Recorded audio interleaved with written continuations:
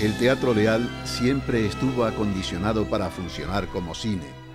El 25 de noviembre de 1915, poco después de su inauguración oficial, se proyectó la primera película, Cabiria, dirigida por Giovanni Pastrone, una superproducción histórica ambientada en la Roma de la Segunda Guerra Púnica. La película narra la historia de Cabiria, niña de la nobleza romana que se ve sometida a la esclavitud por los cartagineses. Cabiria ha pasado a la historia del celuloide y fue un éxito mundial. Sin embargo, en La Laguna no tuvo el recibimiento esperado. Era la primera proyección cinematográfica y el invento provocaba en aquellos años gran temor por su novedad. Tanto es así que José González Rivero, primer gerente del Leal y uno de los padres del cine en Canarias, se vio obligado a asegurar en la prensa que los proyectos de cine eran seguros y que no existía riesgo de explosiones ni incendios. Se estrenaron cintas de gran calidad en las primeras décadas del siglo XX. El cine mudo, naturalmente, con acompañamiento musical a cargo de pianistas de renombre. Para atraer a mayor número de personas, se idearon sesiones de cine seguidas de baile y finalmente, como era de esperar, el público se deshizo de sus temores y el cine fue acogido con entusiasmo. Con los años se asomaron al Leal películas en Technicolor, como Los 10 Mandamientos de Cecil B. DeMille, que en 1927 cosechó un enorme éxito. En 1931 llegaría el cine sonoro, con la proyección del Loco Cantor. Años después, el Cinemascope, con la película Fuego Verde, protagonizada por Grace Kelly y Stewart Granger. Quo Vadis, El crepúsculo de los dioses, Cantinflas, Un día en Nueva York. Innumerables y míticas películas que abrían los ojos de La Laguna al mundo. Íbamos al cine a las 4, matiné, y después veníamos a las 7, al de por la tarde. Y si había más dinero, veníamos por la noche. Pero íbamos a se llamaba Gallinero. Los que tenían dinero pues pasaban a la delantera Paraíso, sino a Gallinero.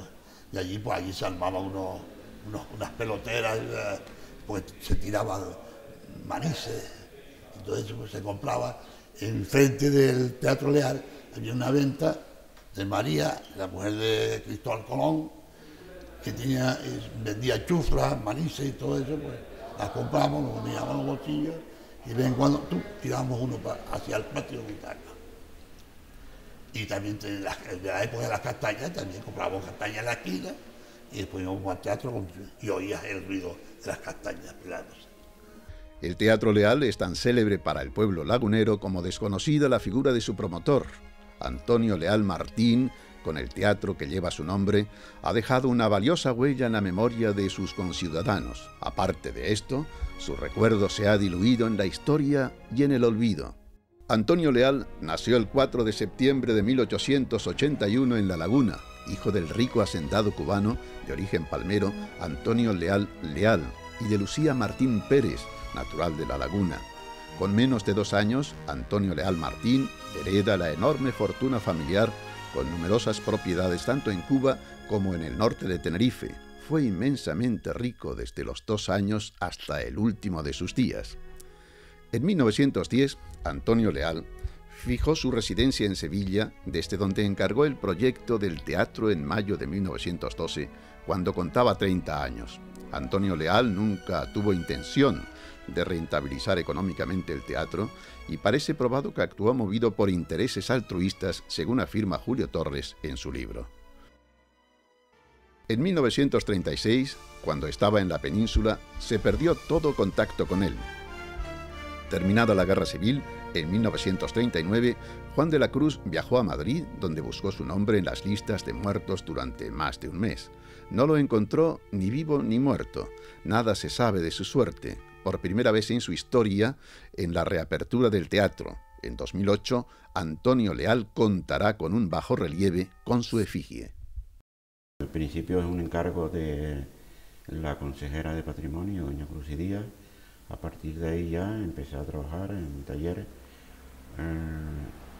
partiendo de la foto que ahora mostramos, que está redibujada para destacar los rasgos, y de una foto que me había facilitado los descendientes de don Antonio. Lo importante es la expresión, y la expresión se centra en los ojos y en la boca. La arquitectura no son los muros, sino los espacios contenidos en ellos. Afortunadamente, porque las paredes pueden debilitarse y caer, pero también pueden volver a levantarse, y si bien se pierde el material original, el espacio vuelve a quedar intacto. Y eso es en realidad lo más apasionante de una obra de intervención, el que mantener los espacios originales como eran, con unos criterios acertados en cuanto a materiales, en cuanto a técnicas constructivas. Lo ideal a la hora de intervenir en un edificio que no es nuestro, que es un edificio que en un momento determinado realiza Antonio Pintor, era, pues, como se suele decir en restauración, entrar un poco descalzo y no hacer mucho ruido, ¿no? La rehabilitación del Teatro Leal, a cargo del arquitecto Ladislao Díaz Márquez, ha mantenido enteramente la esencia del patio de butacas, porque ha conservado sus tres elementos característicos: la geometría de su espacio en forma de herradura, las pinturas de López Ruiz y la forja de los palcos.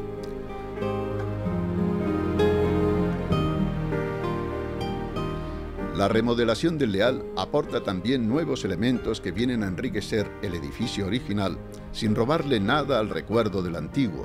Sobre la cubierta del teatro se ha ubicado una enorme sala de ensayos con capacidad para 140 personas y con conexión directa a los camerinos. Albergará conferencias, coloquios y por supuesto los ensayos de los grupos de teatro y música. Desde la azotea, que antes fue un tejado a dos aguas y que es hoy un suelo transitable, se contempla una panorámica espectacular del centro histórico de la ciudad. El ayuntamiento proyecta incorporar la visita a esta azotea en las rutas turísticas. Probablemente la mayor virtud de la restauración ha sido lograr una transición entre lo nuevo y lo viejo muy armoniosa.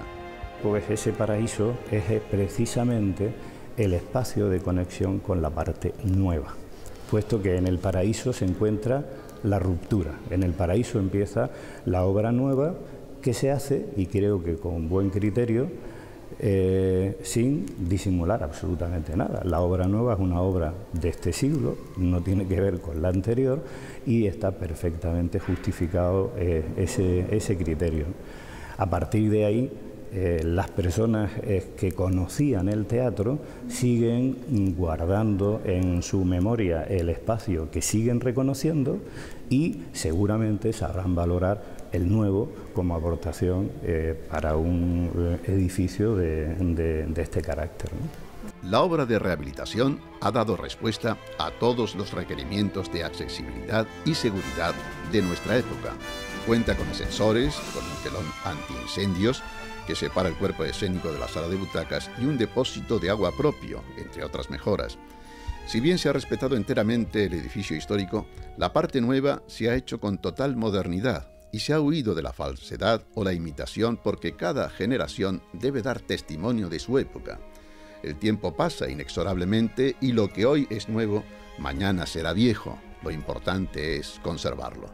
Y esta es la tarea que empieza desde que se entrega la llave, el mantenimiento. Y hay que recordar que el mal mantenimiento es el que provoca y está provocando la mayoría de los problemas en los edificios históricos de nuestra comunidad. Por lo tanto, animar a la conservación.